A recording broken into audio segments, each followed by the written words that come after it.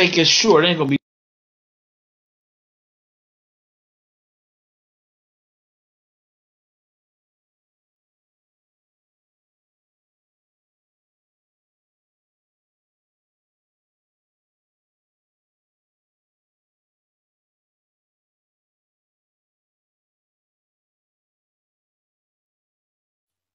Hey, everybody. Welcome to CrabFest Live Baseball.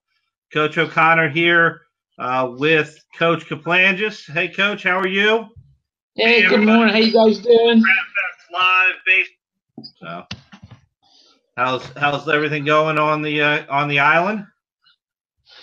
It's sunny here today. We just feel like I'm in Fort Myers, just 30 degrees colder. Right. It's definitely a little different than has been, to say the least. So, but we just got back from Fort Myers, and obviously the Freshman World Series that was going on here, and in where were we? Fort Myers. Man, I'm losing my mind. Fort Myers. West Palm. Yeah, we're going to West Palm. So Fort Myers, West Palm, Facebook Live.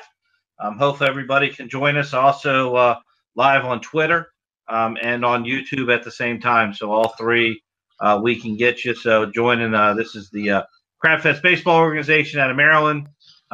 This is our recap of the Sophomore World Series, which was a really, really, really neat event for us. And definitely, if you're tuning in and want to say hello, make sure you say hello, where you're from, so we get in the comments. If you're listening from Twitter or YouTube, you're going to have to go over to Facebook to basically grab that information or different things. So, Coach, tell everybody about the Freshman World Series, how it went, and what you thought. Well, we opened up the weekend with the team from Illinois, the Cangellosi Sparks, and they were just a scrappy, hard to play team. They weren't very difficult as far as what they threw at us, but we kind of beat ourselves in that game. They went on. That Sparks team actually went on to be in the championship game. So that was a pretty good outfit. They put it together and made it all the way out of our pool. We came in second behind them in our pool, and we played real tough. The next game we won, and we had guys hitting the baseball and making defensively. Our guys played really good after that first game. For the rest of the week, our pitching was better after that first game. Guys threw strikes. It helped our defense stay awake. And our bats could have been hotter, but they were hot enough. We had some guys hit doubles, driving the ball in, and we had some timely hitting in the next couple of games. Yesterday was our come-home day, so the day before that, I don't know, what was it? Did we play on Sunday? Yeah, we played Sunday. Yep. And, that game was really encouraging. The good thing was the first game our guys, I said the dugout was like a library. And the guys responded.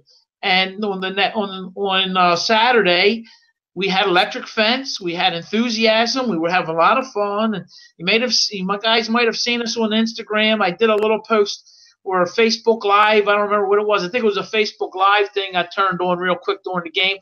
And the guys were energized. And that's why I turned it on to show our fans and our families.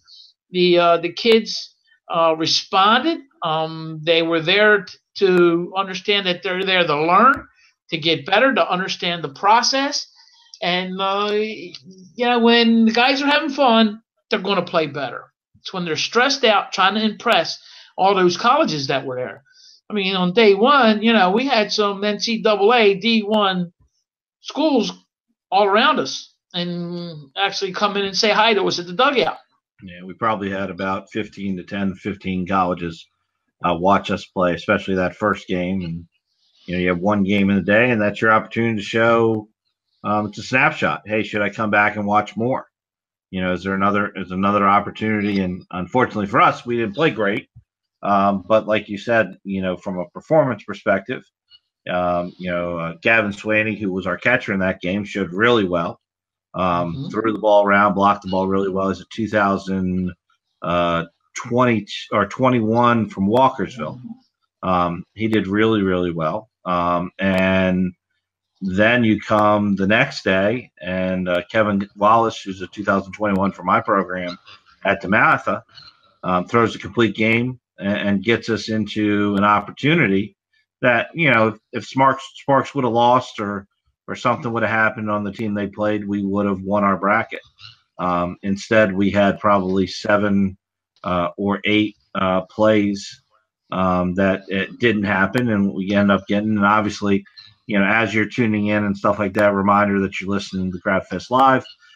This is our recap of the Sophomore World Series, and obviously put a comment down below or share or help us out or give us that big heart if you like something or something that came across that we have Coach O'Connor with Coach Kaplan just here. So no, we came out and then lost, didn't lose, but tied to Figs in that last game. And then we should have won that game. We made our last out at home plate with a face plant in the last inning. I think we made, to be honest with you, Gus, I think we made three of the last 5 outs at home plate. It was just couldn't touch the plate and be safe. I think we were safe once or twice. I think the last one the kid dropped the ball, but obviously we'll put an asterisk. But and then a really, really good day.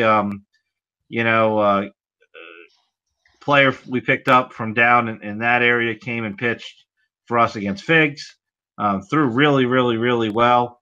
Got us an opportunity, and then Ryan Anderson from Howard High School came in and did a fantastic job closing that game. Unfortunately, he was put in a bad spot, and took him. They were able to score a little bit, and he didn't get the hold. But our kids came back, battled back, and that pitcher was Gavin House.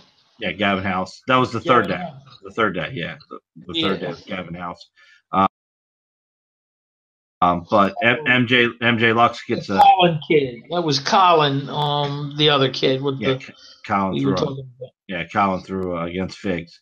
And MJ Lux from Chopticon gets a big double. Ends up scoring a run, or almost putting us in a position to score a run. And then unfortunately, like we mentioned, we tied the baseball game up. Ball gets a little crazy, and then next thing you know, we didn't come on the victorious end. But a 2-1, 1-1 situation. It was a lot of fun. Had a blast, and I think our kids did. Had some parents that you troll through the internet and you see the different parents that go with different organizations, and you get the question: is it worth it? Is this something? You got to ask your kids 3 questions. I mean, it's really kind of simple. You got to look at it as the time you spend with them. Is it something they're going to remember? And nobody's going to remember your batting average. Nobody's going to remember your record. Nobody's going to remember the small trophy. They're going to remember the event, who you played with, what you did, the experience of that. It could be time spent with your kid, which is quality memories that that they'll remember for the rest of your life. Number 2, you're going to evaluate yourself against other talent. Do I belong? Do I need to work harder? Am I at the level that I'm at? And then the last thing, are you just playing baseball? Because there is a point where you have to play baseball to be better. If you're a kid in Maryland, it was close to 55 degrees and raining all weekend. You're not getting a whole lot of better playing 55 and raining, especially when you get the opportunity. And and I know the knock is, well, I got to go all the way to Florida. Well, the difference of going to Florida and going to play in Harrisonburg or York, I get it if it's a Maryland tournament. But if you're going to travel and play in a hotel, the only difference is the flight and the transportation. You're spending the same amount of money as in hotels. You're spending the same amount of money in food, but you're adding the opportunity of a huge risk if your kid gets hurt in the weather. So, I always throw that out there that one of the knocks is why travel or why go here or that. It's for those 3 reasons, and that's why you want to be there. Absolutely. It actually wasn't a bad flight. You're 2 hours. You're there. 2 hours and 15 minutes, something at the most. It's an easy in and out into the airport there. We flew into Tampa, We flew into which Tampa, is a nice little airport. which gives you some options. Yep. Which gives you some options. And we had a beautiful hotel room. The hotel was fantastic at that rate. You couldn't beat it. And what was it, a suite they gave us Yeah, it was for something. that rate? Yeah. I mean, we weren't the only one. I was in some of the other rooms with some of the other parents, and their rooms were the same as ours. Yeah, it was a nice hotel. It was nice. It was definitely a nice hotel. Residence Inn, and I can't think of the name of the town. Sanibel Island. Sanibel Island. Yeah, it was really, like I said, and the facilities were top notch. You're playing at some of the best Terry Park and player development facilities, some of the top baseball facilities in the country, to say the least. So, we didn't get to play in JetBlue, but some teams did. I mean, it's definitely worth it to go down there to play on quality fields with good umpires and classy teams. I noticed that the teams we were playing against, they were classy. Yep, absolutely. A couple people chimed in. Your mom said hello. So hey, Mom. On the thing, and then Mr. Michael Lux, gave a big heart. So 2 guys that showed up on the room already. So I wanted to thank both of them for reaching out. I know MJ. Mike said that MJ had a really good time, and I know he reached out to us and a couple great posts. And I love when people put stuff on our Facebook and different things like that. So Gussie, what you got coming up? Is there anything coming up for you? Well, yeah, working on a pitchers catchers camp on November the 24th. Be releasing the registration date or the link as soon as I get it. I'll be putting it out there on Facebook and I'll have it posted on the BayBridgeBaseballAcademy.com website.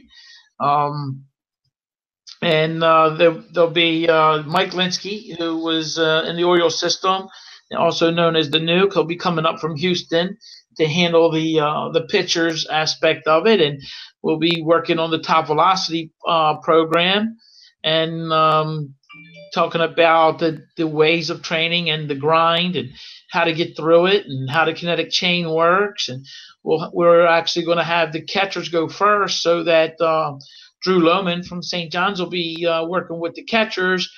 And then we'll have the chief umpire, Roger Wolf, is going to be presenting and the do's and don'ts and what umpires are looking for.